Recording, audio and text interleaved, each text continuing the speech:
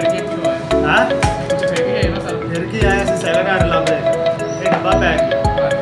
ਤੇ ਅੰਮ੍ਰਿਤਸਰ ਦੇ ਪਿੰਡ ਚ ठीक है ਅੰਮ੍ਰਿਤਸਰ ਦੇ मैं ਉੱਥੇ ਤੁਹਾਡੀ ਸਾਰੇ ਡੱਬਾ ਪੈ ਗਏ ਉੱਥੇ ਮੈਂ ਪਿੱਛੇ ਉਹ ਪਹੁੰਚੇ ਫਿਰ ਜੀ ਅਸੀਂ ਸਰਕਿਲ ਲੈਣ ਲੱਗੇ